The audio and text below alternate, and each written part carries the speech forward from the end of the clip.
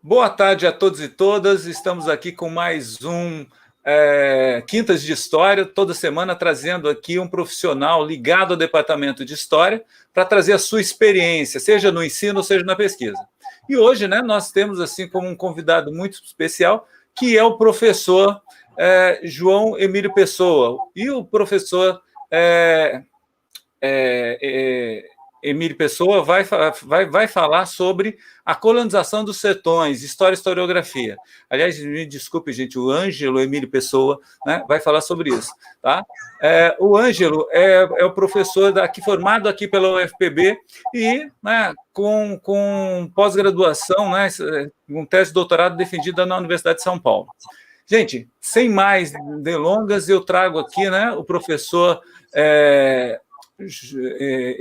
Ângelo para falar aqui com a gente. Ângelo, muito prazer ter você aqui com a gente. Obrigado por você ter aceito esse convite. Olá, Paulo. Boa tarde. Né? Bom finalzinho de tarde, início de noite, né? Nesse dia, agradeço ao convite, particularmente por ser um dia muito especial, né? Enfim, quando a gente marcou, acabou calhando que ficou no dia dos professores e professoras, enfim. Então, parabéns a você, parabéns a todas as pessoas. Para você também. E que são docentes, né, e que carregam esse agradável fardo, né, da docência, né, porque não é uma coisa fácil, mas, particularmente para mim, é uma coisa muito essencial, né? Inclusive, assim, poder estar na sala virtual é muito bom, a sala presencial seria ainda melhor, mas estamos aqui, né, nessa batalha toda para tentar manter nossas atividades letivas, né, funcionando da melhor maneira que está a nossa possibilidade, né, dentro de todas as nossas limitações, mas é muito bom, né, poder contar com a presença, né, de várias pessoas. Espero depois poder interagir de alguma maneira com algumas questões que surgirem, né, e, enfim, né, eu acho que não é hora da gente ficar murmurando, né, é hora da gente continuar trabalhando com afinco. Aí, quando eu estou falando trabalhando, não estou falando trabalho alienado e alienante, não. Estou falando do nosso trabalho crítico, essencial e indispensável, né, para a gente construir outros rumos, né, nesse país, né, e tenho certeza que a marcha da idiotice também vai passar, né, então vamos pensar o dia 15 de uma maneira muito positiva nesse sentido, né, não há estupidez que não tenha seu termo, né. Bom, indo direto ao assunto, né, no início eu estava aqui com o professor Paulo, um pouco tentando posicionar o PowerPoint, né, no StreamYard, né, para que seja acessível para quem está assistindo, e, enfim, é um assunto sobre o qual eu vou falar, que não é um assunto, digamos assim, muito frequente, eu não tenho muitas ocasiões de falar dele, né, lamentavelmente para mim, porque de fato o meu tema, né, de doutorado, né, que eu desenvolvi do final dos anos 90, início dos anos 2000, na USP, né, na área de História Colonial, né, e como, por uma série de circunstâncias, eu não segui, né, o estudo da história colonial, eu acabei por só falar dele em circunstâncias públicas com certa raridade, né? Enfim, não sou professor da área de História do Brasil, né? Enfim, tenho poucas ocasiões, fico muito contente de poder, de vez em quando, poder revisitar o tema, né? Ele virou um livro, né, no ano 2016 ou 17, né, que é esse aqui, né, que até eu vou dizer para o Paulo, depois, se tiver um jeito de sortear um exemplar para quem está assistindo, se houver alguma maneira de viabilizar isso, né, depois eu repassaria para a pessoa, ela me procuraria tal, para receber o exemplar, né? Enfim, mas vamos seguindo diretamente aqui para a exposição, né? Paulo, eu só pergunto se está plenamente visível na tela o PowerPoint, né? Só Tá por... sim, Ângelo, tá sim. Agora está com a imagem completa. Pode ficar tranquilo. Ok, muito obrigado. Bom, então, a colonização dos sertões, história e historiografia, né? Eu vou tentar começar de uma maneira muito, diria eu, quase que corriqueira, né? De uma maneira muito comum, que praticamente muitas pessoas, enfim, por motivos diversos, inclusive escolares, né, costumam a ir, né, à internet, né, e quando elas vão procurar alguma informação sobre a história, né, de alguma cidade, elas normalmente recorrem a alguns, na página eletrônica da prefeitura, ou à Wikipédia, ou algum desses bancos de dados, né? Eventualmente aparece algum trabalho escrito, né? Seja acadêmico, seja não acadêmico, mas é muito raro, quer dizer, a história de muitos municípios limita-se a poucos dados, poucas informações, né? E, particularmente, quando a gente adentra, né, o que a gente chama de sertões, semiáridos, sertões nordestinos, ou interior do país como um todo, e não exclusivamente no semiárido, mas eu me aterei ao semiárido, a história ela costuma ter uma certa característica. Eu selecionei aqui pequenos trechos hoje, né, na internet, de alguns municípios, né, no interior, no sertão nordestino, para a gente ver algumas características que têm um peso muito importante. Né? Eu quero partir desse mais corriqueiro para a gente tentar depois avançar para outras questões. Né? Então, vejamos, Desterro, né, cidade no sertão da Paraíba. Né? Então, está lá na Wikipédia informando, né, e eu não vou ler exatamente, eu apenas vou comentar, né, que na localidade existia água, né, numa região semiárida, e que isso era importante para a formação de um povoado, né, e que um casal, né, Manuel dos Reis e Silvéria Maria, né,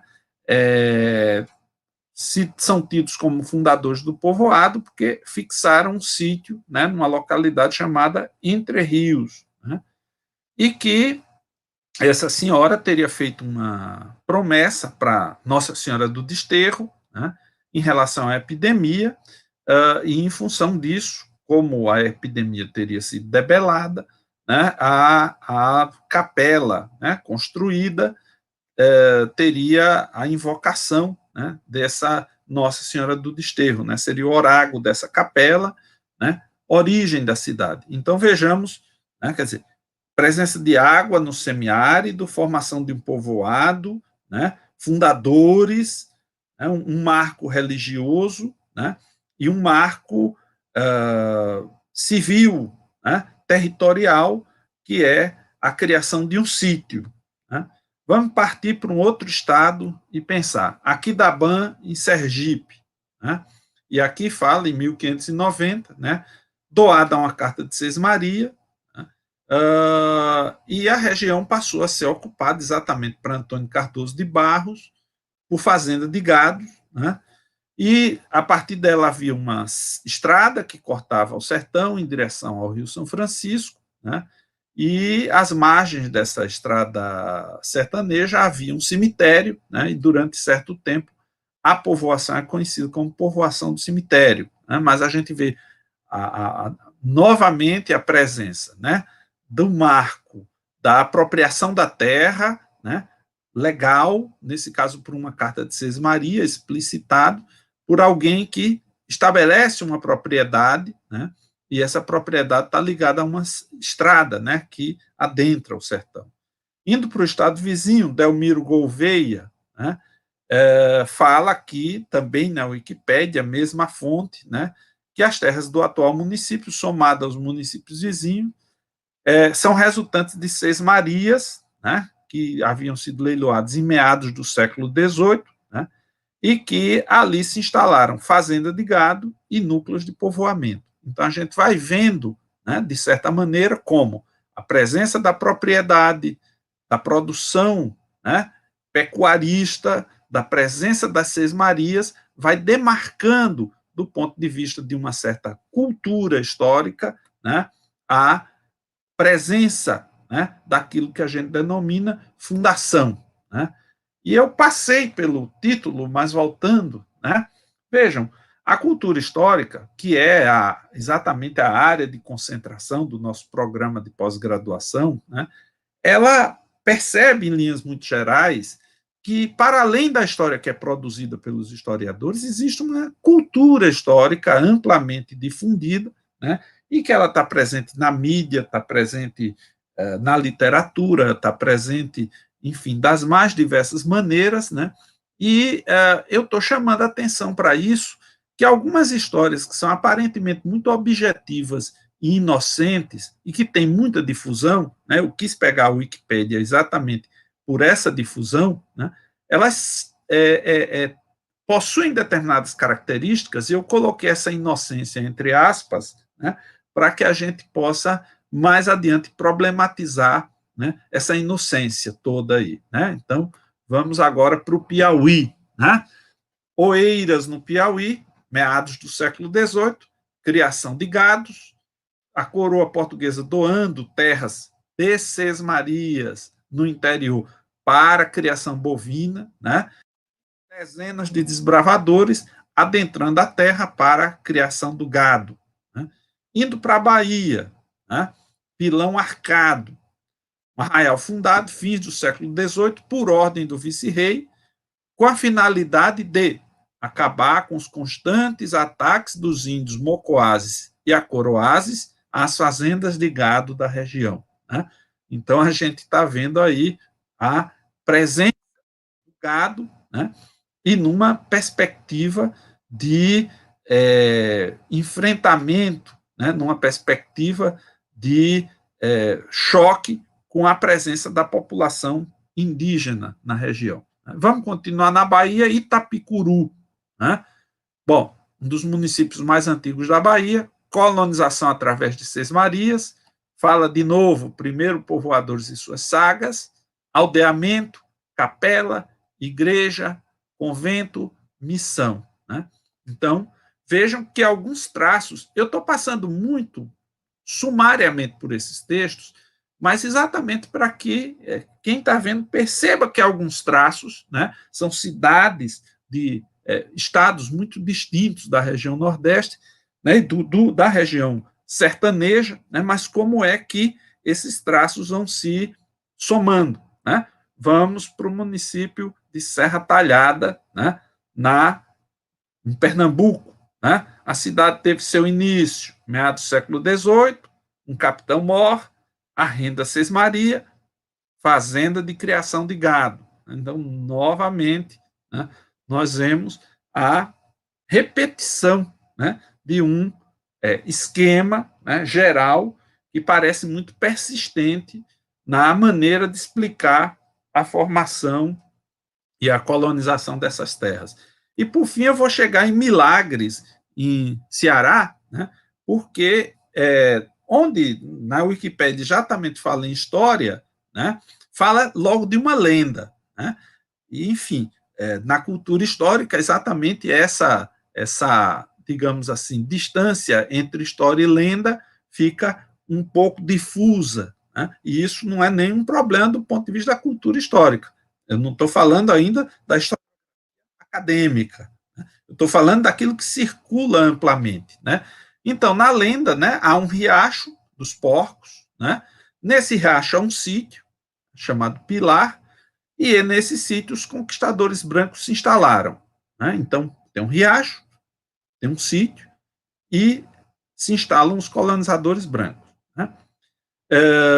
segundo um relato, um historiador, provavelmente local, um cidadão chamado Souza Presa foi preso pelos tapuia e seria devorado se não fosse o fato de ser muito magro e ter ficado guardado, né, sob cuidados de uma índia, para que depois que ele engordasse e fosse devidamente jantado, né? Mas a Índia, comovendo-se com o prisioneiro, deu-lhe a liberdade. Quer dizer, o que a gente vê que é uma história mais ou menos recorrente, ou uma lenda mais ou menos recorrente em muitas regiões e muitas circunstâncias, né? E casualmente o preso chama-se Presa, né? Segundo a própria lenda, Presa, né, atribuiu esse fato a uma intervenção de Nossa Senhora, né, um milagre de Nossa Senhora, e que, em função disso, ele, ao voltar, conseguir voltar para a região, ele erigiria uma igreja em homenagem a Nossa Senhora dos Milagres, né? E o texto termina dizendo, e assim, desaparecidos os tapuios daquelas paragens anos depois, Presa voltou, enfim, e criou a igreja, né, que é o ponto central do município. Então, vejamos bem, é muito interessante, inclusive, a maneira, né, como as coisas aparecem, né? Vejam como está escrito. Havia um sítio, né? Havia. Não se exatamente o momento no qual esse sítio surge, né? Ele simplesmente, aparentemente, está lá, né, desde de um tempo imemorial, né? E os colonizadores brancos se instalaram, né? Bom, os índios, né, tapuias, violentos, né, logo apanham, né, esses colonizadores brancos, os conquistadores, e os devoram, à exceção do Presa, né, que depois escapa, né, e é atribuída isso à intervenção de Nossa Senhora dos Milagres. Né. Vejam como está escrito, que curioso. Desaparecidos os tapuios daquelas paragens anos depois. Também ninguém sabe, da mesma maneira como ninguém sabe como havia um sítio, também ninguém sabe como os tapuia desapareceram. Né? Eles simplesmente, o texto nos informa, né, que os tapuia desapareceram. Então, vejam, nós passeamos muito genericamente pelas histórias, né, pelo menos pela cultura histórica, melhor dizendo, a respeito do surgimento de diversas cidades no sertão nordestino, né, e alguns traços vão se mantendo. Né? A presença da propriedade, normalmente a propriedade criadora, né, de gado, pecuarista, né, reconhecida legalmente através da sesmaria, em associação com a presença, né, da capilarização da Igreja Católica, através de capelas, né, e quase sempre em conflito com as populações indígenas, né, que habitavam a região. Né? Então, a gente tem, né, exatamente um certo molde, um certo modelo historiográfico que, de certa maneira, né, com variações locais, ele repete-se quase ad nauseam. Né? Se algum de vocês quiser, né, fazer essa experiência, basta abrir vários verbetes de vários municípios no interior da região, vai encontrar, com maior ou menor variação, essa formalização, né, de uma espécie de processo geral que explicaria, né, de maneira mais ou menos consistente, né, a ocupação do sertão nordestino. Né? E vejam, durante muito tempo, né, quando a gente fala em colonização do interior brasileiro, né, certas imagens vão sendo formadas. Né? Eu vou recorrer a material didático mais antigo, né, para mostrar algumas dessas imagens, né, através da história que é aprendida. Né. Nessa história aprendida, né, nós vemos aqui uma página, né, de uma história em quadrinhos, né, de meados dos anos 60, com finalidades didáticas, né, e faria uma espécie de grande resumo da presença dos bandeirantes na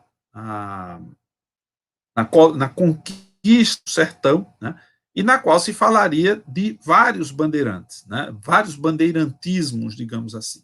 Um bandeirantismo paulista, que é o que fica mais celebrizado através da figura, né, no caso, né, que é o Antônio Raposo Tavares, que é o objeto dessa história em quadrinhos, né, que é o personagem central, né, mas também um bandeirismo baiano, né, que é menos célebre, mas que se marcaria exatamente por essa conquista dos sertões através da pecuária, enquanto o paulista seria muito mais através da mineração, né, e o bandeirismo amazônico, né, que também não tem a mesma projeção historiográfica que o paulista, que se daria muito em relação às drogas do sertão. Né. Então, evidentemente, eu estou lidando aqui com uma percepção didática dos anos 60, mas que continua, né, muito presente no material didático, né, décadas após, e às vezes sem a devida, digamos, modulação crítica. Né? Então, essa questão da expansão territorial, né, e o termo eu coloco entre aspas, né, essa expansão é quase que naturalizada. Né? Quer dizer, quando se fala em 1500, Pedro Álvares Cabral descobre o Brasil, se projeta muitas vezes no livro didático um mapa da atual fronteira do Brasil, no ano de 2020, como se ela eventualmente existisse em 1500. Né? O que não há, o que não existe. Em 1500 não há Brasil. Né? Se há alguma coisa que está errada na frase Pedro Álvares Cabral descobriu o Brasil, não é descobriu. A gente pode discutir se é descobriu, invadiu, né, e tal. Depende da perspectiva. Né? Do ponto de vista português, é sim uma descoberta. Agora, a única coisa que não tem ali, em hipótese alguma, é uma coisa chamada Brasil. É a coisa mais armadilhosa, digamos assim, da frase. Por quê? Porque o Brasil é um vir a ser. Né? E um vir a ser que poderia não ter sido. Né? Então, não existe uma expansão territorial, existe uma conquista. Né? E a diferença entre expansão e conquista é decisiva para que a gente perceba, né, a sutileza. Quer dizer, as fazendas não aparecem do nada e os índios também não desaparecem do nada para o nada. Né? Existe um processo, né, mas um processo muito pouco perceptível. E aparece como resultado dessa história aprendida, né, o colosso territorial, né, como uma grandeza, como um orgulho, né, que marcaria, né, nossa pátria. Né, e essa pujança desse território seria muito, digamos assim, enaltecedora e muito objeto de orgulho, né, de se dizer que é uma das maiores, né, formações territoriais, né, do mundo, ou que toda a Europa, à exceção da Rússia, todo o resto da Europa cabe dentro do território brasileiro. Né? Isso é repetido ad nauseam, né, exaustivamente, né, como um elemento, né, a ser exaltado. E, junto com isso, né, o que, digamos assim, o ensino, né, em décadas anteriores trazia junto com essa pujança territorial a presença dos grandes personagens, né, os bandeirantes, né, as grandes famílias, né, que seriam responsáveis por essa conquista. Né. Por isso que a gente vê nas Wikipédias, normalmente diz o quê? A história começa quando a família tal recebe uma sesmaria no lugar tal. Né? E a história dessas cidades, dessas localidades, ela já de antemão fica marcada e demarcada pela presença dessas famílias que seriam as autoras da história. Né? Então, no momento em que acende-se a história, apaga-se uma outra história. Né? E essa outra história que é apagada é aquela que, né, os historiadores, né, como diria Mark Bloch, os bons historiadores como o ogro da lenda, tem que farejar a carne humana do outro lado, né? Daqueles que não são as grandes famílias, nem os grandes personagens, né? Vejam, essa heroicização, né, da conquista territorial, ela vai construindo personagens, né? Tropeiros, pioneiros, vaqueiros, né? E isso aí são imagens que foram, né? Essas imagens, né? Vejam, um quadro do Benedito Calixto representando Domingo Jorge Velho, o destruidor de Palmares, né? Quadro do ano de 1903, idealizando, né, a figura imponente, né, do bandeirante. Né? É muito interessante que essa imagem de Domingo Jorge Velho poderia ser claramente contrastada com a descrição que dele deu o bispo de Pernambuco, que é uma descrição completamente preconceituosa, dizendo que é um dos piores selvagens que ele tinha visto. Então, quer dizer, o herói paulista, né, da destruição dos Palmares, visto, né, por um produtor de imagens do bandeirismo paulista como Benedito Calixto, se a gente comparar com uma imagem produzida pelo bispo de Pernambuco, que esteve com Domingo Jorge Velho negociando a questão da destruição dos Palmares, a gente fica assustado com a fala extremamente preconceituosa do bispo, né? E nessas histórias em quadrinhos, a gente vê como nesse lado aqui, né, não sei se quem está assistindo vê, né, mas a cena é o seguinte, né, provavelmente jesuíta, rezando para um índio que será executado, amarrado na boca de um canhão, e o canhão será disparado. Né? E no texto, né, isso são histórias da nossa história, né, e isso era história de quadrinhos, certo? Que circulava já nos anos 70, né? E quem acha que o uso de quadrinhos no ensino de história foi inventado o ano passado, né, precisa que a gente tem uma certa mania de achar que nós, né, nossa atual geração, inventou tudo, né, todas as novas linguagens e tal. Né, e essa história conservadora, ela já sabia muito bem lidar com certas linguagens e ser muito eficaz para os seus propósitos, né? Então a gente vê gente, por exemplo, como Gustavo Barroso, que era simplesmente uma das lideranças integralistas, né? Um dos quadros intelectuais mais importantes do integralismo. E aí está posto, né, dizendo o seguinte, que em relação aos índios, nem sempre a brandura e os bons conselhos venciam. Às vezes era necessário ser um tanto rígido, né? Usar a violência para refrear os maus costumes dos índios, né? E aí, né, essa narrativa, né, de índio amarrado em boca de canhão está numa das cartas dos jesuítas, né, se referindo ao fato que o governador Tomé de Souza, né, o primeiro governador geral, mandou fazer isso, digamos assim, para dar exemplo, né? Aí dizendo, olha o que diz, amarrados à boca do canhão, este foi disparado como castigo à crueldade que usavam para com os portugueses. Quer dizer, os índios eram cruéis com os portugueses. Imaginem, né, que os portugueses eram muito brandos, né, com esses indígenas aí, vendo essa figura amarrada na boca de um canhão. Né?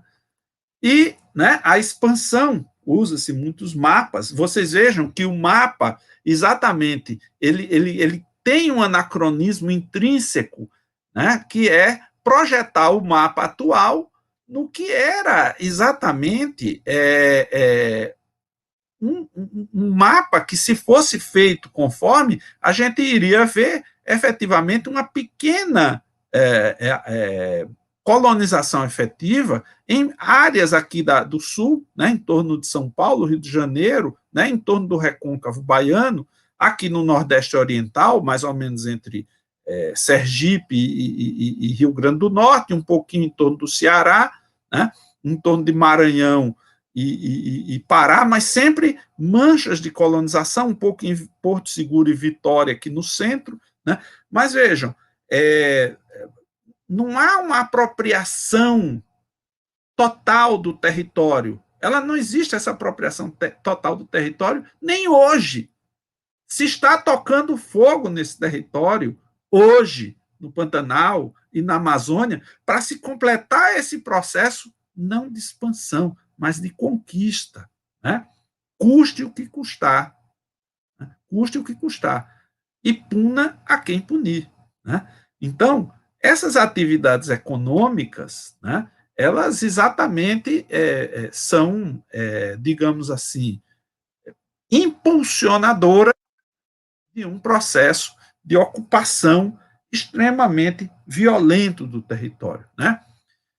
Mas nós vamos ver como é que a historiografia, né, saindo um pouco da didática da história, indo para a historiografia, vamos ver como é que a historiografia um pouco perceberia isso. Né? Vamos num dos mais importantes historiadores brasileiros, um dos pais da historiografia brasileira, o João Capistrano de Abreu, né?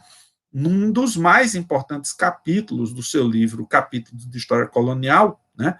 Quando ele, na época, muda a compreensão da percepção da historiografia brasileira, né, que ele diz o seguinte, né, ele criticando Van Hagen e tal, ele diz, olha, a historiografia está presa à corte e a historiografia está presa ao litoral, né, quando o verdadeiro drama da conquista do território brasileiro se passa no sertão, na perspectiva de Capistrano de Abreu. Né, ele diz, inclusive, que a invasão dos holandeses era um episódio, né, na conquista da costa. Né? O que era fundamental era entender a formação do território sertanejo. Né? E daí ele entra com a questão do gado, né? Porque o gado ele era exatamente tangido do litoral para o interior, né? Ele seria, digamos assim, plenamente adaptável, né? E extremamente rentável para a ocupação do sertão. Né? E ele diz como é que isso, né, cria no sertão, né, o que ele chama a época do couro. Né? Ele chega a falar de uma civilização do couro. Né? Ele chega a falar de uma civilização do couro. Desculpem que o celular tocou aqui, eu vou colocar no silencioso. Né?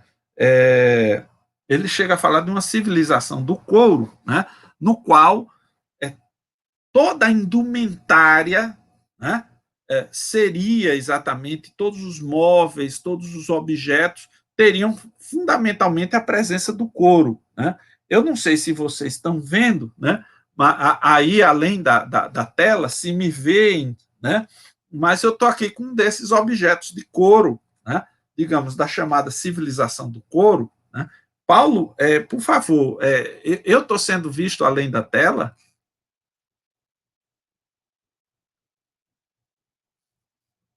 Paulo? Não, você está sendo visto sim. Ah, tá. Então, estão vendo meu chapeuzinho aqui de vaqueiro, né?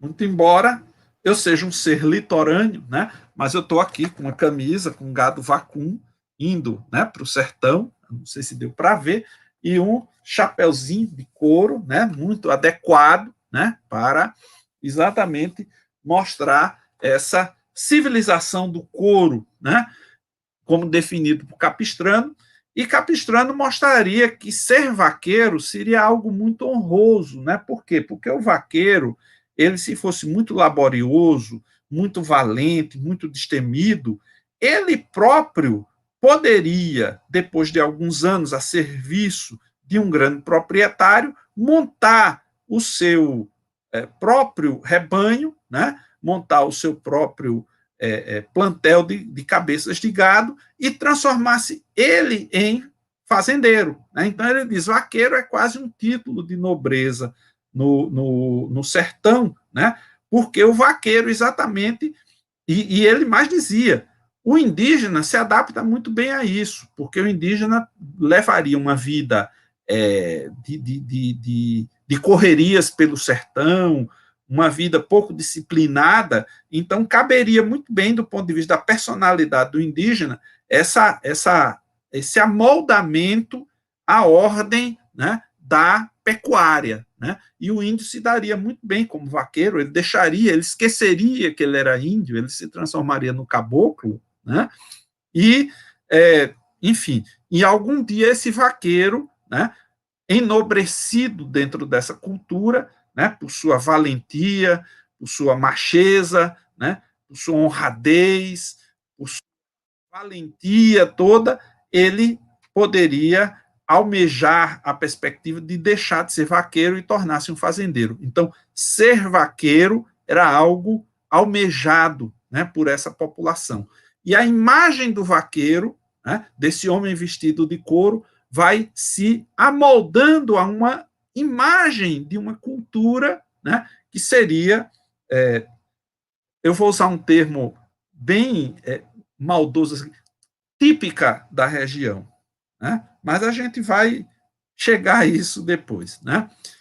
Outro autor importante, José Alípio Goulart, né, no Brasil do Boi do Couro, né, olha o que ele chega a dizer. Ele diz, olha, agindo silencioso e humildemente interfronteiras, ia o boi sem provocar rushes, nem desequilíbrios demográficos, nem migrações e imigrações em massa, criando condições estáveis para o fortalecimento da vida e segurança coloniais, né? E aí ele diz que não houve escravagismo, porque o homem da pecuária era um homem livre, né? E ele repete, em certa medida, os argumentos de Capistrano, né? Acrescentando o fato de que o boi é o verdadeiro quase que agente colonizador do sertão, né? Ele vai e, sem provocar desequilíbrio demográfico, rush, né, migrações, ele criaria as condições para o povoamento da região sertaneja, né, quase que o boi como colonizador. Né?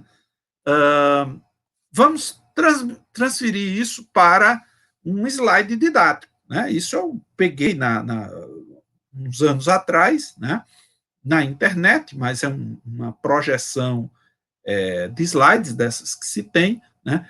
E ela, mais ou menos, de uma maneira didática, justifica a pecuária no sertão do Nordeste, né? A professora Sônia Rosalie Buff, né?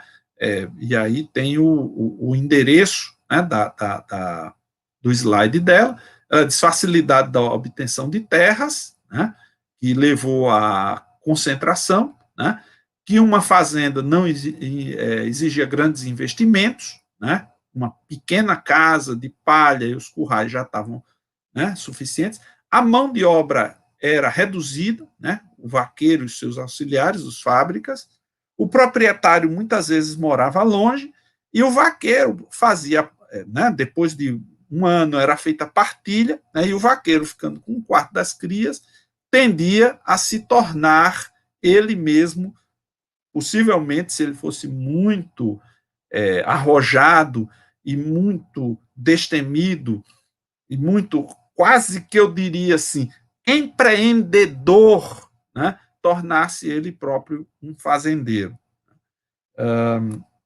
Mas vamos voltar para a historiografia e vamos voltar para algo, né, que me é mais próximo, que é a família que eu estudei no período colonial, que é uma família que ela seria considerada, né, uma espécie de grande representante dessa ordem, digamos assim, colonizadora no semiárido nordestino, né, uma dinastia de pioneiros, no dizer de Pedro Calmon, que é o seu grande apologista. Né? Pedro Calmon, para quem ainda não ouviu falar dele, foi um dos mais importantes historiadores brasileiros do século XX, né? Um homem ligado, foi presidente do Instituto Histórico e Geográfico Brasileiro durante muitos anos, né?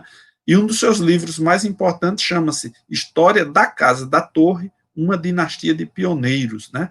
No qual ele vai fazer a história dessa família de grandes pecuaristas entre o século XVI e o XIX, né, e narrar com grande empolgação, né, essa espantosa história da família da Casa da Torre, que chama-se Dias Dávila, né, e vai mostrando ao longo de gerações, né, e de uma maneira muito, enfim, empolgada, né? A Casa da Torre é um exemplo, né, digamos, com patriótica vaidade, né?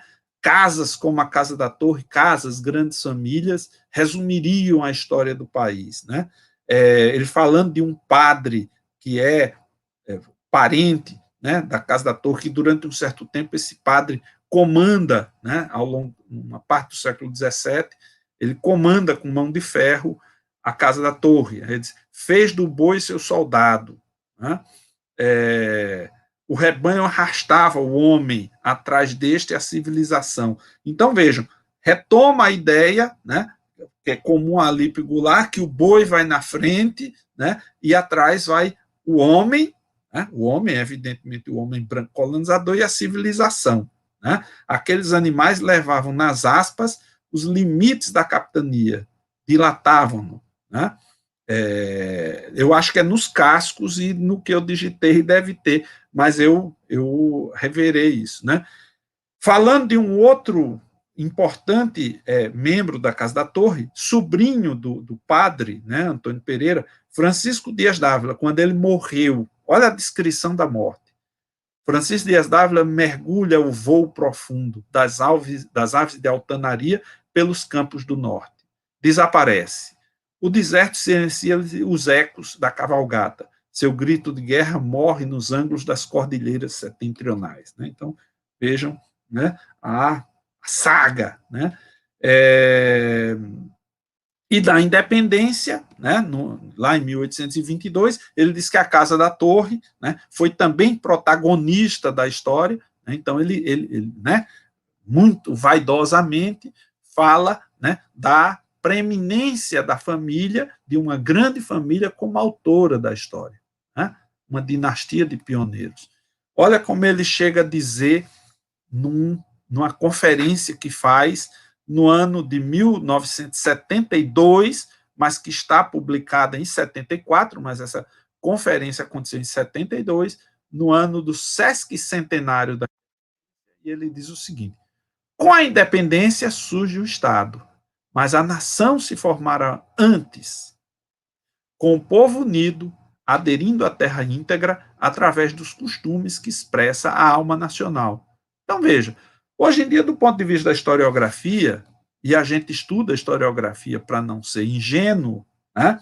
E muitos que não estudam historiografia dizem que fazem as histórias mais novas, inovadoras, críticas, e por aí vai pós, neo, qualquer coisa, e no fundo fazem história ingênua, porque não conhecem historiografia e ficam repetindo acriticamente o que se diz. Né? Então, ele diz, a nação se formara antes, né? Antes do Estado. O que a gente, estudando historiografia e sendo um pouquinho mais desconfiado, né? E indo, por exemplo, a uma referência de Auguste de Saint-Hilaire, que era um viajante francês que estava no Brasil à época da independência, ele diz assim, havia um país chamado Brasil, mas não havia um povo brasileiro. Né?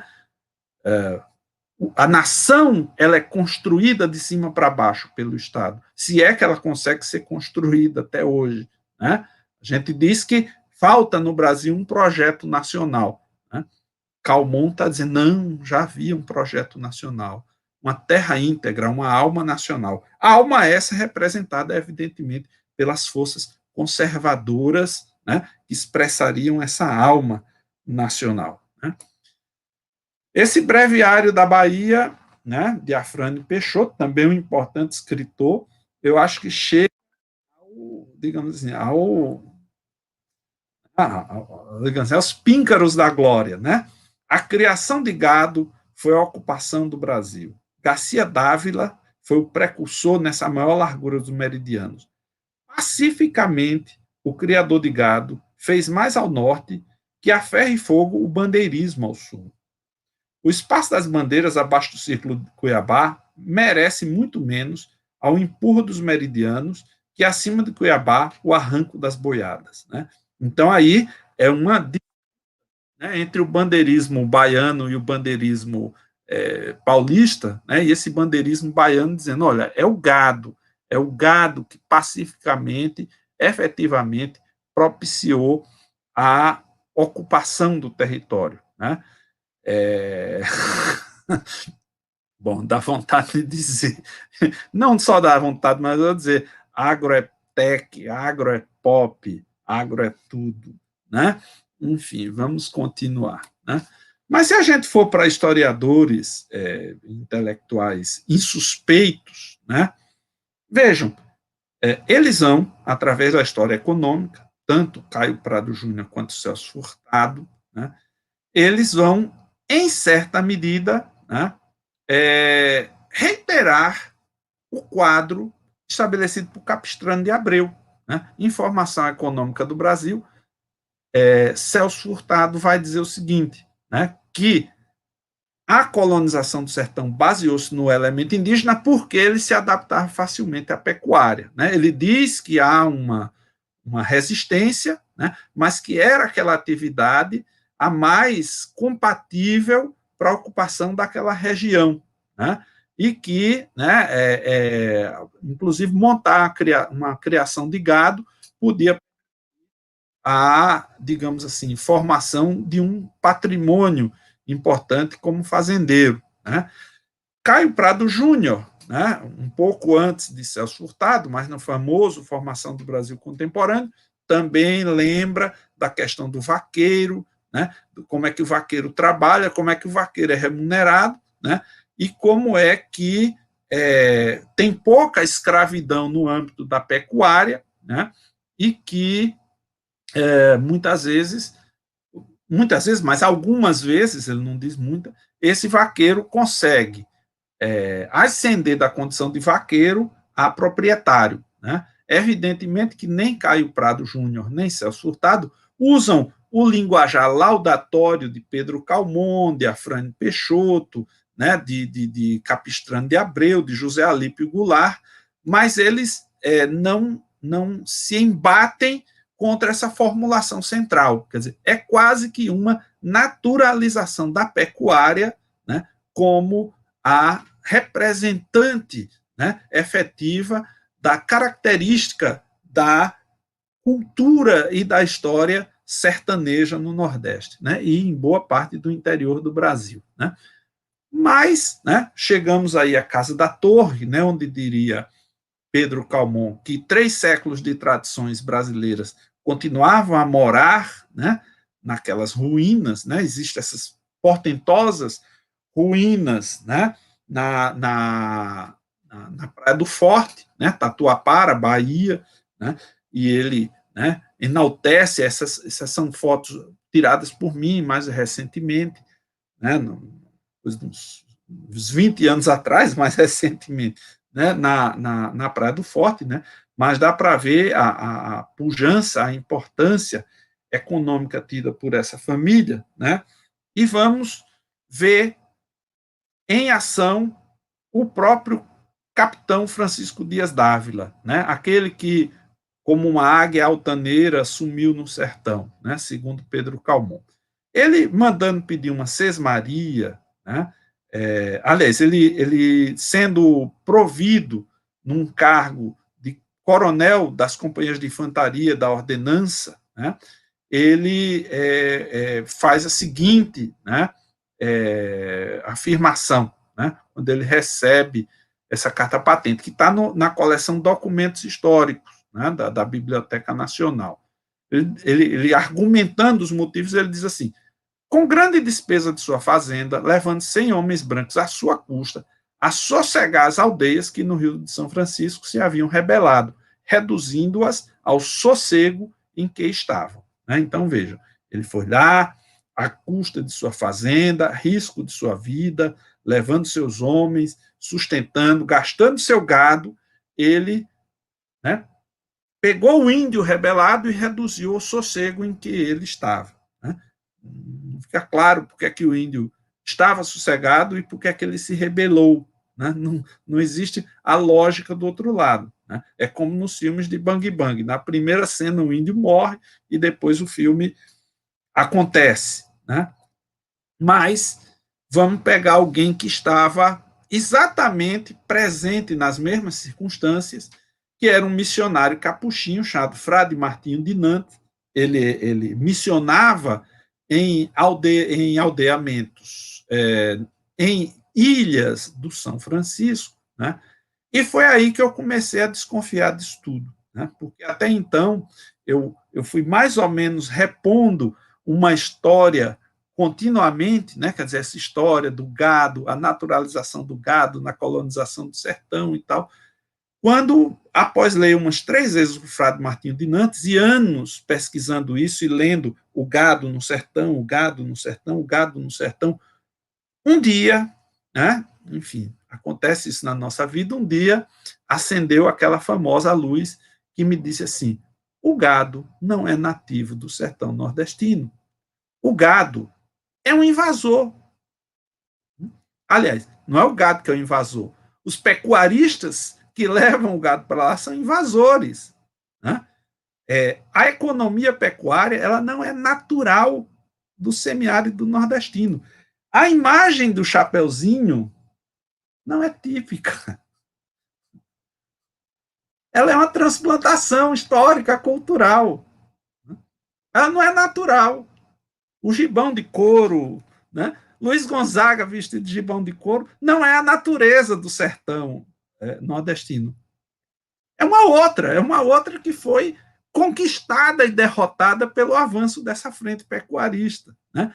Lendo o padre Martinho de Nantes, foi que isso, depois de eu ter lido várias vezes, né, ele disse o seguinte, né, que os pecuaristas, né, o que é que eles faziam? Existia a famosa guerra justa, que era o momento no qual, por lei, né, era justificável atacar índios, né? Era no momento em que eles estavam praticando antropofagia, né? No momento que eles se recusavam ao batismo ou que eles estavam, né, enfim, eles atacavam os brancos. Então, o que é que se fazia?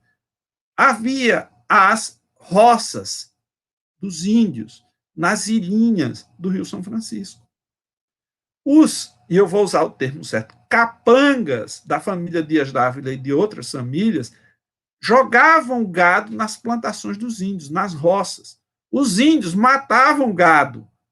Os pecuaristas reclamavam que os índios, né, tinham se rebelado e tinham, por obra e graça da autoridade do rei ou de um governador, motivos para empreender uma guerra justa. Aquele Dom João de Lencastre, que fala lá em Pilão Arcado, lá no começo que eu mostrei aquele documento, é um dos que autoriza a família Dias Dávila, por essa época, 17, a ir lá e mandar ver nos índios, né? E mais, o padre diz que, no momento, os índios se rendem para o senhor Francisco Dias Dávila em troca da vida, né? E o senhor Francisco Dias Dávila diz que sim, e depois que os índios depõem as armas, né, ele manda matar cerca de 400 a sangue frio, né? Então, essa história, né, da família bacana que foi lá, conquistou e pacificou, começa a deixar de ser uma história tão natural, tão ingênua e tão bobinha, e começa a ganhar um grau muito maior de violência e de dramaticidade, né, e que, no fundo, né, é essa a história da conquista territorial desse país. Ele, resultado é disso.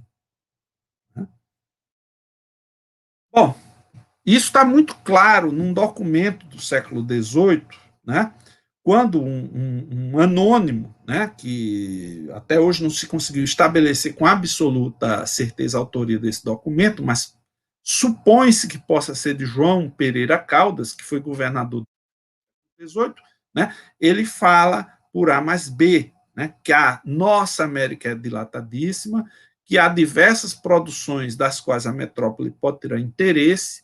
No caso das capitanias que se dedicam à criação de gados, né, e tendo esses gados mais do que necessário para a subsistência, esses gados são vendidos no litoral, trocados por manufaturas, gêneros da metrópole, escravos de África e outros gêneros comestíveis no país, né, criando um mercado, né, um mercado ainda muito incipiente em certa medida, mas a gente já vê as relações de mercado, muito ao contrário do que se fala, que eram propriedades feudais no sertão. Não, né? As relações capitalistas de mercado elas já estavam ali insidiosamente, né, presentes, né? Inclusive, a própria família Dias Dávila confirma isso, né? Vê como é que ela faz num pedido de uma carta de Sesmaria, né? Ela diz que a terra que nunca foi povoada de gente branca, né, que apenas era habitada por índios, né, e eles precisavam de grande cabedal, de grande esforço, né, para reduzir esses índios ao comércio e ao trato com os brancos, né, e foram dadas terras de Seis Marias a eles e que eles, com risco de suas vidas e dispêndio de muito dinheiro, de muita fazenda, né, eles tinham, né, não só criado, mas obrigado os índios a criar gado, né, e povoar as ditas terras com currais de escravos, com currais de gado, cavalgaduras escravos, né, e que isso gera muito proveito à fazenda real pelos impostos que são recolhidos, né? E ele diz o seguinte, né, sobre esses dízimos, né, que nessa terra tão longe habitada de selvagens que não tem uso da razão, por qual respeito as tem do princípio do Brasil até agora por cultivar, e que essas terras estão muito entranhadas no sertão desta capitania entre o gentil bravo que nunca foi doméstico, né?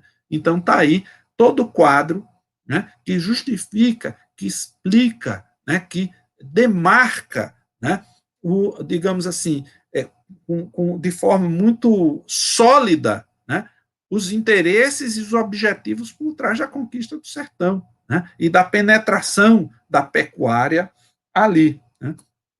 Bom, a historiografia, evidentemente, né, quer dizer, à medida em que a gente vai lendo, né, a própria historiografia ela tem a arte de discutir e de ir trazendo novas questões. Né? Eu apresento apenas dois autores aí, né, que mostraram certas dissonâncias. Um é o célebre Luiz Motti, né, muito conhecido e tal, e Luiz Motti, na década de 70, se dedicou a estudar a pecuária nas fazendas de gado, no Piauí e no Sergipe coloniais, né?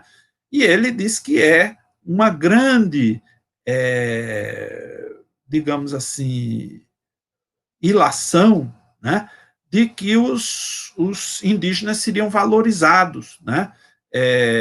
Muito pelo contrário, né? E que seriam adaptáveis ao pastoreio, né? Ele vai mostrando nos seus estudos exatamente que há uma prática sistemática de extermínio, né, dessa população indígena, né, e que efetivamente alguns indígenas, digamos assim, acaboclados, vão passar a fazer parte desse mundo colonial, né, mas só depois de terem efetivamente deixado de lado a sua condição indígena ou esquecido, né, ou sob ela sentindo vergonha e tendo ingressado no mundo dos brancos, não sei se pode se dizer brancos, né, mas enfim, daqueles que habilmente se disfarçam de brancos há séculos no país, ou seja, quase todo o país, né. E Carlos Alberto Doris, sociólogo, nos Ensaios Enveredados, ele mostra como era uma ilusão a ideia de que os vaqueiros podiam se tornar eles mesmos fazendeiros, porque o sistema de partilha era sempre feito de tal maneira que o proprietário, né, que fazia as 3 escolhas, né, ou 4, né, ele obrigava o vaqueiro, na 4ª ou 5ª escolha, a escolher um animal do mesmo sexo do primeiro escolhido pelo patrão. Então, o que é que acontece? O vaqueiro era obrigado a pedir machos, né? E pedindo machos, ele não podia constituir um rebanho, não podia reproduzir, né? Ele dependia para reproduzir das fêmeas, né, do plantel do proprietário, né? E que, por isso, na verdade, digamos assim, eu só vou colocar para carregar aqui um instante. A bateria está um pouco baixa, né? Na verdade, ele mostra que esse sistema, né, e é um texto muito interessante no livro Ensaios Enveredados, que ele chama assim, O Sertão de Mr. Arkadin. Né?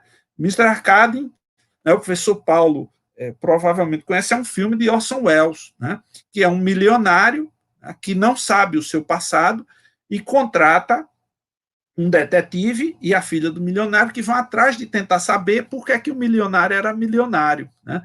E eles descobrem que o milionário era milionário porque ele tinha pintado todo tipo de misérias possíveis e imagináveis. Né?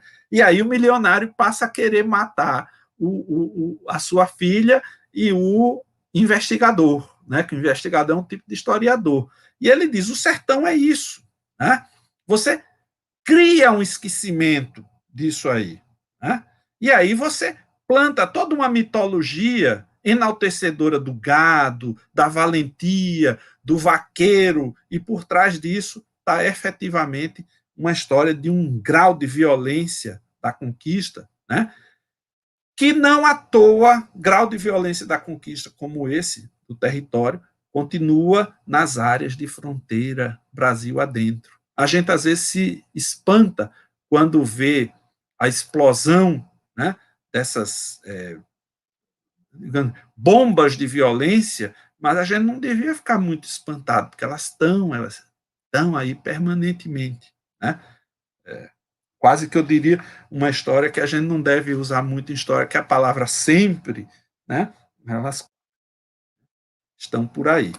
E algumas considerações para a gente ir mais para o debate, né? Que o que eu tentei mostrar, né? É que a questão da conquista territorial e da família patriarcal são dois temas articulados, e como é que eles criam uma visão do surgimento de toda uma região e de cidades que estariam exatamente tendo como protagonistas as grandes famílias. Né? Por isso que, normalmente, nos pequenos municípios não se consegue contar a história se não se fizer pesquisas muito profundas, sem fugir do poder dominante dessas famílias. Né? A questão do desenho do território é outra armadilha. Né? Essa ideia de que ter um território gigantesco é a base da nacionalidade, que isso é muito bom. Isso é bom para quem? Né? Para quem? Quem é que paga o custo dessa imponência territorial? Para as populações indígenas, com certeza não. Para as populações escravizadas, com certeza não. Né? Então, esse orgulho do nosso gigantismo. Né? Orgulho do nosso gigantismo para quem, cara pálida? Né?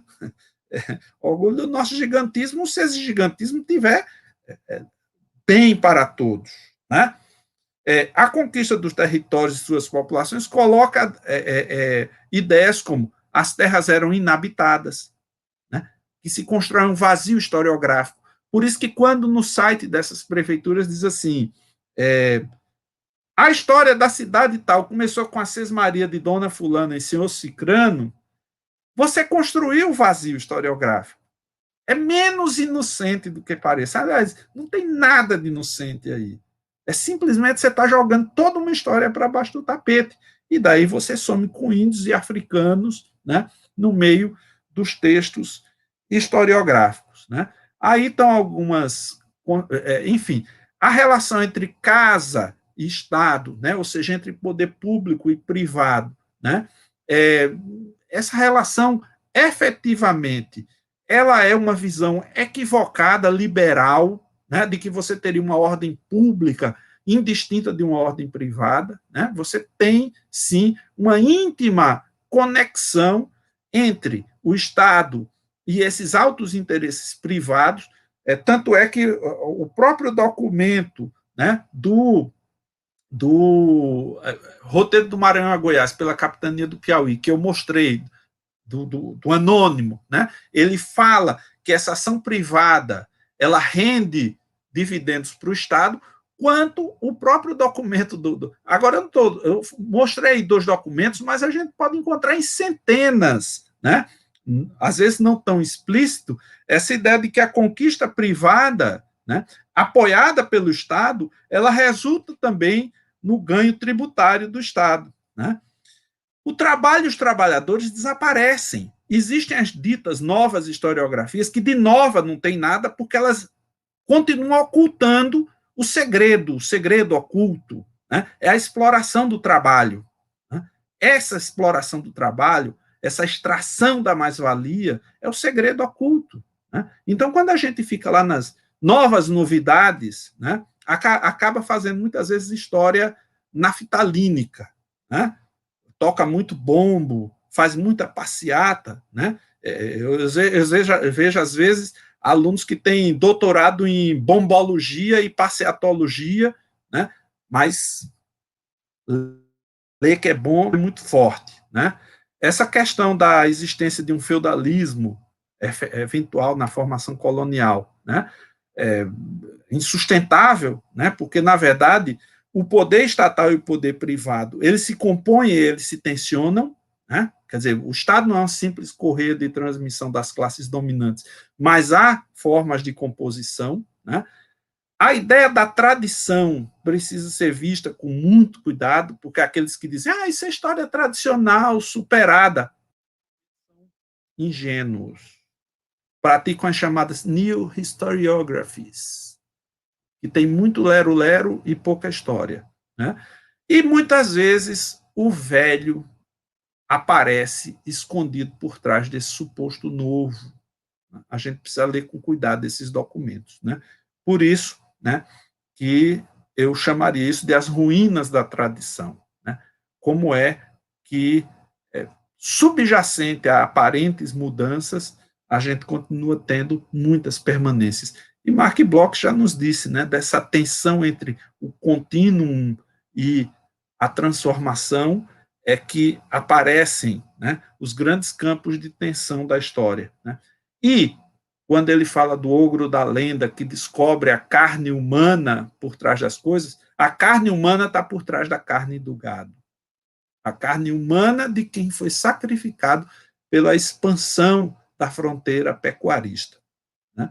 E que isso é, eventualmente, esquecido. Né? E isso sacramenta uma ordem e dá base a uma ideologia. Né? Enfim, aí são algumas referências, né? Enfim, dessa dita historiografia, quer dizer, alguns da dita historiografia tradicional que eu mostrei, mas outros que trabalham criticamente essas questões, né? Como o Antônio Carlos Roberto Moraes, a Vera Ferlini, né? Ilmar de Matos, John Monteiro, Evaldo Cabral de Mello, Luiz Felipe de Alencar, foram referências importantes no meu trabalho, né? E, enfim, terminando, né, aí estão as ruínas da tradição, né, a casa da Torre de Garcia Dávila, que foi, digamos assim, o objeto dessas indagações aí que eu fui fazendo ao longo do tempo. Espero, Paulo, que, enfim, joguei muitas coisas aí, mas vamos ver no debate, enfim, se eu consigo, enfim, pelo menos sedimentar algumas delas e espero que tenha sido proveitoso para as pessoas. Né? Com certeza, né? Proveitoso para todos nós. Tá? Ângelo, eu queria aproveitar aqui, né, colocar algumas questões que foram levantadas aqui pelos nossos espectadores. Então, a gente tem, por exemplo, deixa eu verificar aqui, ó, essa questão, né, do Ivanilson. Diz assim, professor, boa noite, parabéns pela exposição da palestra. Gostaria de saber se existe outro livro de Frei Martim de Nantes, além desse comentado. Não, o que eu conheço do Frei Martinho de Nantes é esse livro, nessa relação, muito embora eu saiba que a antropóloga Cristina Pompa, né, ela fez um reestudo desse livro no original e ela disse que a tradução, né, a que eu usei, né, exatamente pela Companhia Editora Nacional, ela exigiria alguns reparos, né. Não sei dizer se há outros escritos do padre Martinho de Nantes, talvez algumas cartas e tal que possa existir no arquivo dos capuchinhos, mas eu não localizei, né? Sei, né, mas não consegui ter acesso deve estar no arquivo dos jesuítas em Roma, algumas cartas, né, que um missionário chamado Jacob Rolandi e um outro, agora me foge a memória, eles teriam mandado à época denunciando essas questões dos Dias Dávila, e também haveria o padre, o outro padre também, parceiro, um capuchinho, parceiro do padre Martinho de Nantes, acho que é Bernardo de Nantes, que também teria escrito alguma coisa que não está traduzido. Isso, eu estou dizendo com base no fato que depois do amanhã, dia 17, vai fazer 13 anos que eu defendi essa tese. Então, assim, estou, né, fazendo aí meio de memória, né, mas, evidentemente, depois eu posso verificar mais, pode ser até que na tese, no livro, tenha mais referências sobre isso, né, mas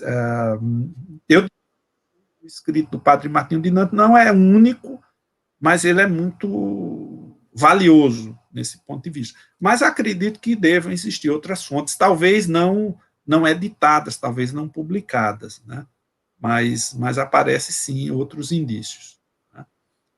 Posso dizer que, por exemplo, no caso do Piauí, havia denúncias, né, de abusos dos tais aspas, procuradores que iam lá cobrar foros dos sitiantes, né? Então eles eram obrigados a pagar foro pela terra e eram cometidos todo tipo de violência. Aqui no oeste da Paraíba tem um cidadão chamado Teodósio de Oliveira Ledo, e ele começa a sua carreira associado a essa família Dias Dávila, né? Então, enfim, a coisa vai longe. Espero ter respondido. Olha só, o José Cunha Lima pergunta: como nós podemos nos desvencilhar dessa história dos mitos ou lendas fundadoras das cidades do interior, na qual não existem indígenas ou negros, só tem o heróico desbravador branco europeu? Eu vou responder com uma frase: estudando história. Bom, mas, enfim, não é fácil. Né? Não é fácil por quê? Porque as fontes são escassas, né? Normalmente essas populações não produziram textos escritos, né? Enfim, não tinham acesso à escrita e tal. Não vai que nem um julgamento de qualidade, mas efetivamente a gente sabe, as populações escravizadas, enfim, populações indígenas, os textos escritos são muito escassos, né? A gente dependeria de outros tipos de fontes, né? Mas os historiadores são bichos sagazes, né? Porque eles conseguem, por exemplo, o Carlo Ginzburg, analisando um documento da Inquisição, descobre uma figura como Menóquio ali, né? Quer dizer, então, efetivamente, eu acho que falta muitas vezes a gente revisitar os arquivos ditos tradicionais, que hoje em dia a gente anda fazendo muita coisa com arquivos, né, formatos, arquivos visuais, arquivos sonoros, e que eu não sou contra isso de jeito nenhum, né? Eu uso e abuso de documentação visual e sonora nos meus trabalhos, mas, assim, aquela coisa de ler os velhos documentos, né, eu posso dizer, Cunha Lima, um exemplo que eu tenho para uma ação didática minha, cidade de Campinas, São Paulo, né? Quando você pega os livros sobre a história de Campinas, é muito curioso, porque a única coisa que fala de índio lá é o nome de um dos times da cidade, que é o Guarani. Mas toda a história de Campinas é contada assim: é que um cidadão chamado Barreto Leme, Francisco Barreto Leme, recebeu umas sesmarias lá, e aí, mais ou menos nesse esquema, certo?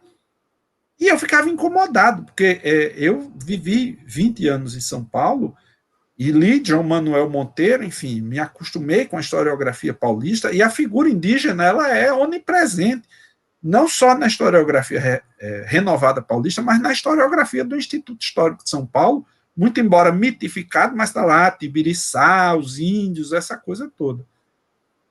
E um dia eu me peguei e fui ler os documentos interessantes para a história de São Paulo, que é série publicada pelo Artigo de São Paulo. Tem os documentos históricos da Biblioteca Nacional, tem os documentos interessantes de São Paulo. E eu peguei o documento que todo mundo repetia, o mesmo documento, sobre a fundação de Campinas. Aí dizia assim, que confere ao senhor Francisco Barreto Leme o cargo de diretor, fundador e administrador do lugar das Campinas do Mato Grosso Jundiaí, que é Campinas, né? Tarará. Enquanto tiver nele fé, bons costumes, não sei o quê, então enaltece lá o cara. Aí eu só continuei a ler o documento. Aí o documento continua assim, eu nunca tinha visto ninguém citar, e diz assim, e para tanto determine que ande pegando aí os carijóis administrados e vadios que andam soltos pelos matos para povoar a dita cidade. Quem são os carijóis administrados e vadios que andam soltos pelos matos? Os índios que foram apagar, índios ou caboclos, ou, enfim, mestiços com africanos e tal, que simplesmente eles foram. Basta ler, continuar lendo o documento. Eu não fiz esforço nenhum. Eu simplesmente fui no mesmo documento, andei 6 linhas para baixo e estava ali os índios que eu estava procurando. Né? Então, é a pesquisa laboriosa de história. Né? E não a pesquisa tola dessas que quer refundar a historiografia a cada. Né, agora refundar a nova historiografia da nova novidade novidadeira. A gente tem que deixar dessa mania de querer ficar fazendo assim a nova novidade novidadeira, publicitária, e fazer história a sério, rigorosa, boa. Né? E a boa historiografia ela não tem nova nem velha, ela tem boa. Tá certo? Eu acho que é isso. Sou muito enfático quanto a isso. Não gosto daquele negócio. Joga fora tudo que escreveram lá para trás. Dá para jogar fora um Pedro Calmon, um Van Hagen, um Capistrano de Abreu, um Caio Prado Júnior, um Celso Furtado, não para a gente ficar repetindo eles, mas exatamente para ir onde eles foram, muitas vezes, e ver o que eles não viram.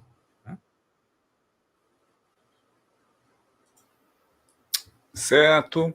Ângelo, a gente tem aqui uma colega nossa, né? A professora Serioja, que também tem uma questão para você. Diz ela, excelente aula, Ângelo, parabéns. Você poderia falar um pouco do processo de ocupação, resistência indígena e conquista do sertão da Paraíba? Serioja, quando eu estudei os Dias d'Ávila, eu não estudei com tanta ênfase a Paraíba, certo? Mas aparece, quer dizer, quem na verdade acabou estudando essa questão do sertão com muito vulto foi o Pedro Pontone, né, na Guerra dos Bárbaros, mas já era estudado por Horácio de Almeida, que tem um texto sobre a Guerra dos Bárbaros, e Maria Idalina Pires. Né?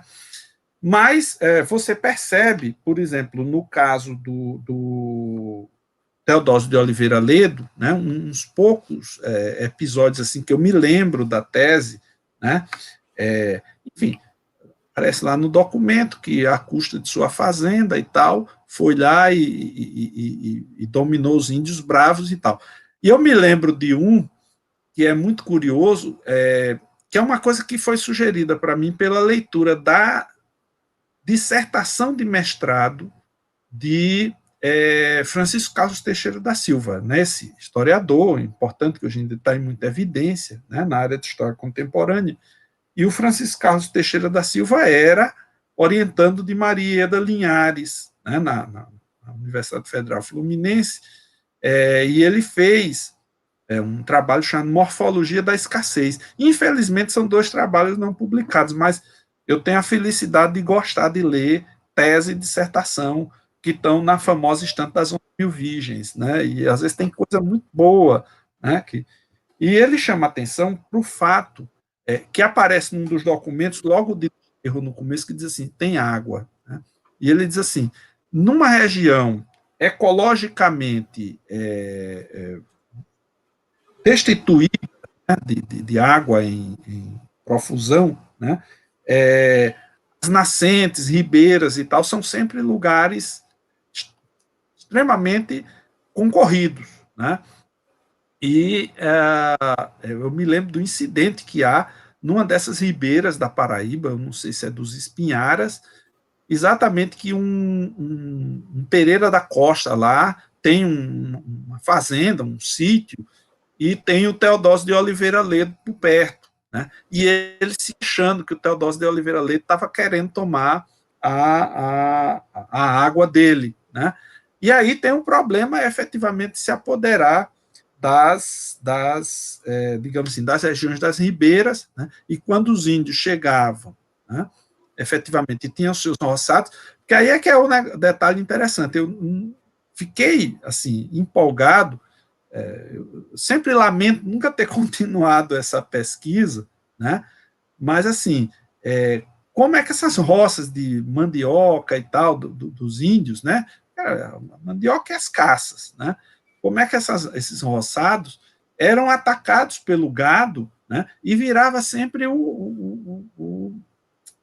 digamos assim, o círculo vicioso. O índio atacava o gado que tinha atacado seu roçado, e aí o índio era atacado porque tinha virado agressor, né? E aí eles iam ser sossegados. O sossego dos índios era, né? E também o pequeno roceiro, né? Eu me lembro, eu chego a citar Dona Guidinha do Poço, que é um romance, né, cearense. Me fugiu o nome do autor agora. Oliveira Paiva, eu acho. Quando ele fala, num determinado trecho, da concorrência entre as miunças, que era o gado pequeno, com o gado de corte, né?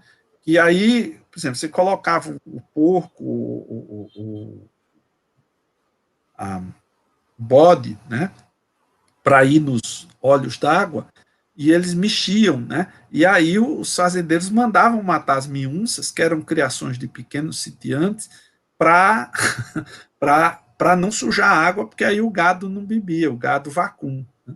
Enfim, Serioja, eu não tenho dados muito, enfim, consideráveis, né, sobre essa presença dos Dias d'Ávila e dos conflitos indígenas na Paraíba. Centrei muito mais em Sergipe, Piauí e Bahia, né, que era a sede deles. Mas, enfim, eu acho que é isso que eu pude responder, né? Ângelo, agora eu tenho uma questão minha aqui, porque eu sempre tenho uma preocupação, né, com os nossos alunos, que é o seguinte: os nossos alunos têm sempre problemas para definir temas, né? Fazer recortes temáticos e chegar mesmo a um problema. E aí eu queria saber um pouco como é que surge para você esse tema, né? Esse foi o motivo da sua tese de doutorado, como é que isso apareceu para você? Olha, primeiro, meio loucamente, eu estava fazendo História do Brasil colonial na graduação, e li uma coisa sobre a família Dias Dávila, e disse para minha professora na época, né, era a professora Simone, disse, um dia eu vou estudar essa família.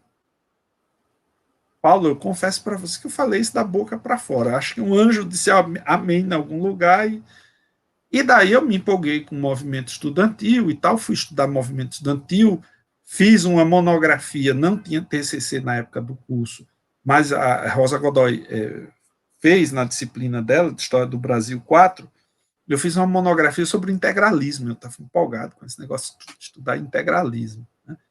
E fui lá e fiquei um tempão estudando movimento estudantil, quando, lá por metade dos anos 90, eu tinha deixado o mestrado, estava em sala de aula, e eu digo que eu fiz uma viagem de carro, de São Paulo até João Pessoa, e voltei, deu 10.400 quilômetros. Viagem entrando num monte de lugarzinho, lugarejo colonial.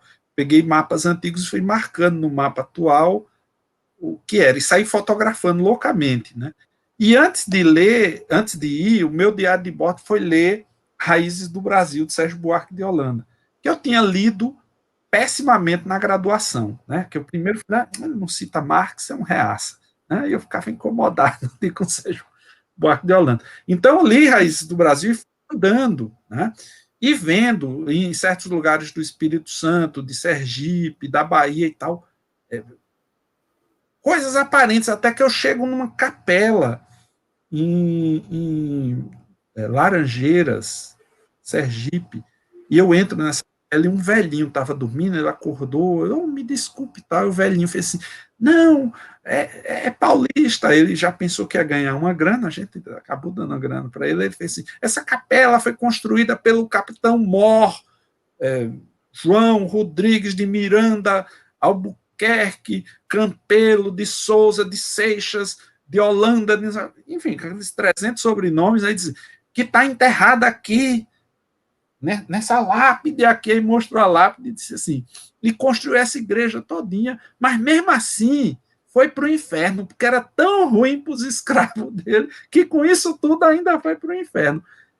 Eu caí na risada, mas eu disse assim, olha como esse Brasil antigo, ele está aí, né? Está aí, né? Muito, muito forte. E aí eu retomei esses estudos de colonial, né? Mas aí, enfim, foi um tempo, já tinha uma maturidade. Quer dizer, eu comecei a pensar isso meados dos anos 90, fui finalizar a tese em 2003, né? Já é outro momento, né? Mas foi acúmulo de leituras, dessas pesquisas de longo prazo, e que eu fiz dividindo sendo professor da educação básica.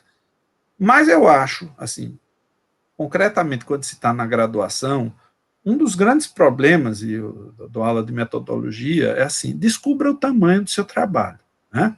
Normalmente você quer fazer um trabalho sobre Deus, a torcida do Flamengo e o que mais tiver, né? Aí eu digo assim, em primeiro lugar, não dá tempo, né? Então, você às vezes, lógico, todo mundo quer fazer, Deus sua obra é a torcida do Flamengo, né? Mas é um TCC, então vamos ponderar isso aqui dentro do prazo cabível, dentro do seu grau de amadurecimento. Você não vai refundar a historiografia num TCC, porque tem grandes decepções assim, porque o cara resolve que vai refundar a historiografia mundial no TCC dele, e ele não vai, né? Porque isso precisa de muitos anos de amadurecimento, né? Mark Bloch, quando vai escrever a Apologia da História, é um homem de 56 anos, não é, não é um estudante que está saindo da graduação. Então, descobrir o tamanho do seu trabalho, saber que muitas vezes é uma contribuição modesta, inicial, mas que é importante, né? Saber que você tem que dar um passo de cada vez, né? Sem, lógico, a gente tem que ser ousado, não tem que ser conformista, tem que ser ousado, querer fazer grande, mas se conformar em, às vezes, fazer pequeno e bem feito, né? Fazer um bom exercício, né? Lidar com cronologia, com cartografia, né? Com coisas que a gente... eu tive que consertar trabalhos no PPGH, problema de linha do tempo. Você está dando duas coisas. Olha o anacronismo doido. Tem mais de 20 anos separando isso e isso, e você está jogando no mesmo saco. Ah, é mesmo. Eu disse, faça o básico, linha do tempo. Aqui, né? Não está querendo mais fazer operações básicas. A gente já está querendo, entende? Conquistar a Lua antes de varrer a sala de casa. Né? Então, vamos varrer a sala de casa, depois a gente conquista a Lua. Tá certo, Ângelo. Olha só, nós tivemos aqui muitas manifestações de parabenização, né, dizendo, né, pelo trabalho excelente, pela aula que vocês, né, deu aqui, né, são várias as manifestações, depois você vai poder ver no chat. Mas, para finalizar, eu vou atender aqui a um pedido, né? O pedido do Denilson, que diz assim, pede ao professor Ângelo para contar a história do boi voador. Tá certo. Bom, Denilson foi meu aluno na Universidade Federal do Mato Grosso do Sul, né, entre 2006 e 2008, professor lá, né, um grande abraço, né, para ele, torcedor do Atlético Mineiro, está eufórico aí com a campanha do Galo, né, e, enfim, né, aí está muito mais ligado à questão da presença do boi na cultura popular. Eu não estou com isso, com a minha fala, querendo, digamos assim, renegar a nossa cultura popular e a presença da pecuária, a importância dela. Agora, simplesmente a gente precisa ter uma apreensão crítica desses negócios todos aí, né?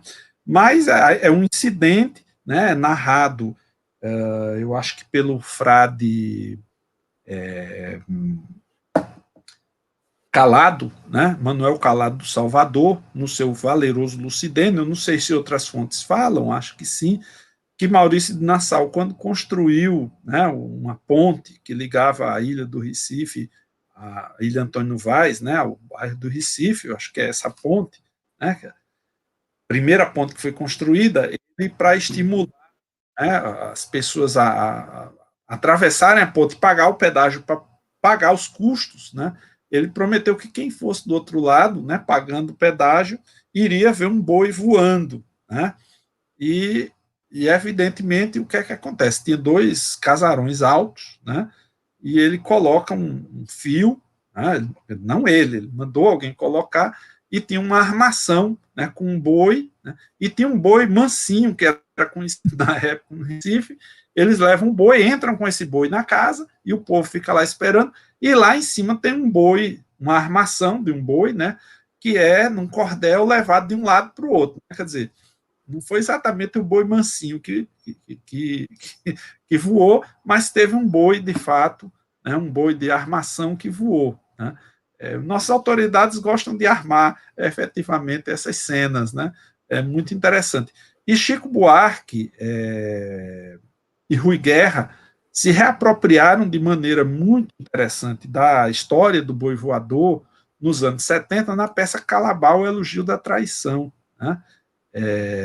Que é uma peça fantástica. Né? Eu já tive até a oportunidade de uma aluna minha de graduação fez um TCC sobre essa peça a partir das aulas de metodologia da história. Ela se interessou por essa peça e depois fez o mestrado, né? a Marília. Né? E pronto, Paulo, você falou de um tema de, né, quer dizer, ela leu a peça, trabalhou em cima da peça, né?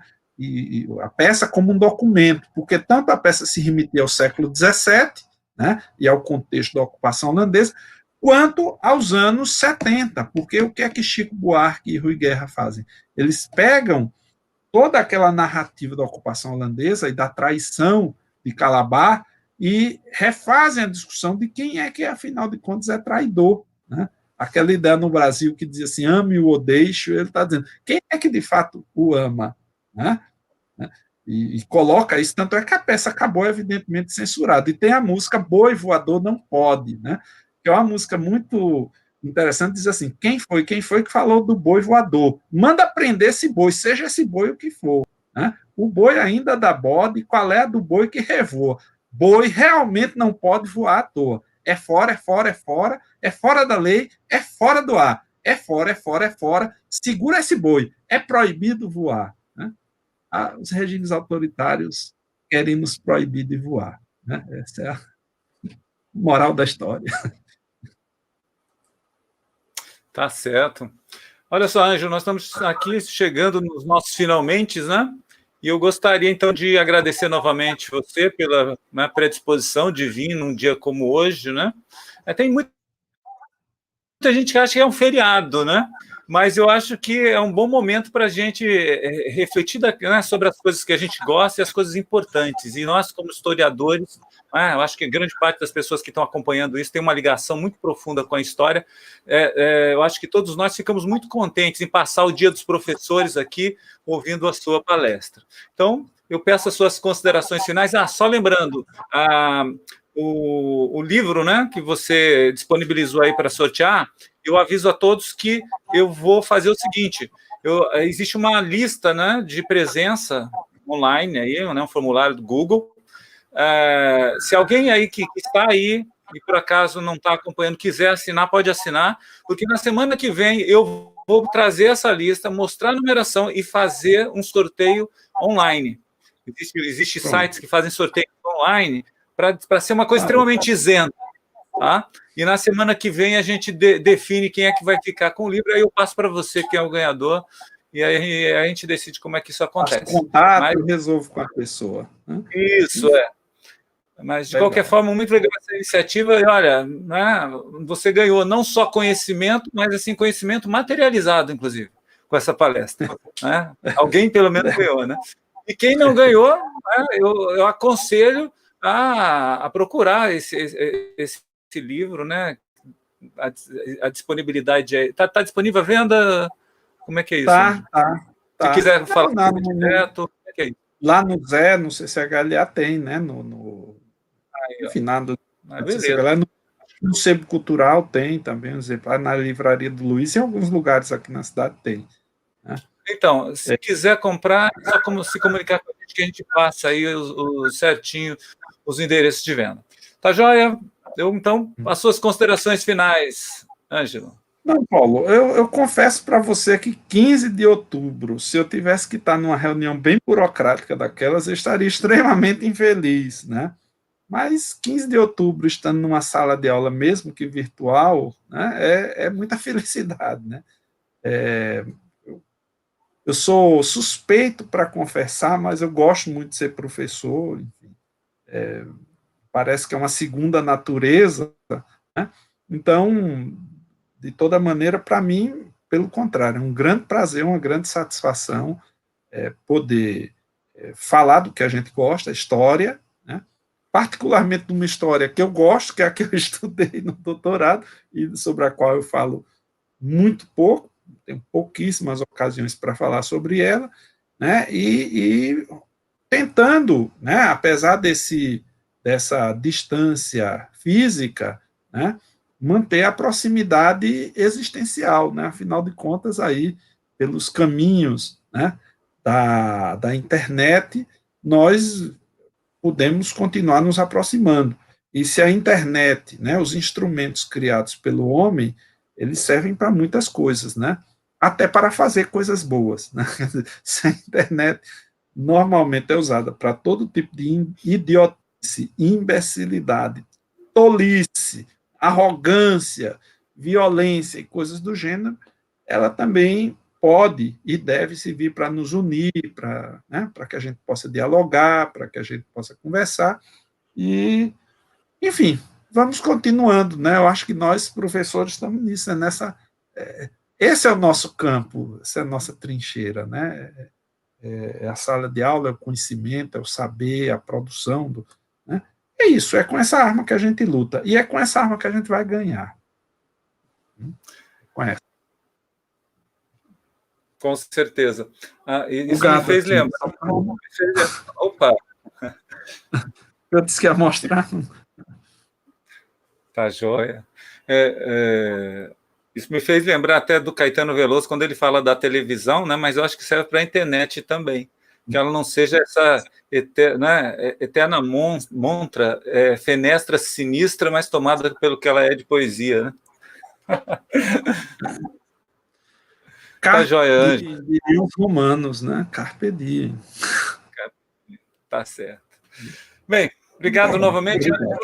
E, pessoal, olha, na semana que vem, nós teríamos aí, né, o professor Fernando Pureza, né, trazendo também a sua contribuição ao Quintas de História, e nós faríamos o sorteio, como eu já falei para vocês. Quem ainda quiser colocar o nome na lista, ainda é possível. Já vou fechar ela, tá?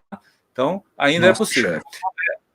Isso, nosso chefe do Departamento de História, vai estar aqui com a gente. Tá? Pessoal, um grande abraço a todos os professores, né? Um grande abraço a todos os alunos que realmente sabem valorizar os professores que tiveram na vida. Costumo dizer assim, quando a gente valoriza o nosso professor, a gente carrega ele para o resto da vida como uma boa lembrança, como uma parte da gente mesmo, né, que fica na memória e a gente leva até o nosso último dia, né, esses ensinamentos. E um abraço a todos, até a semana que vem e tchau. Valeu.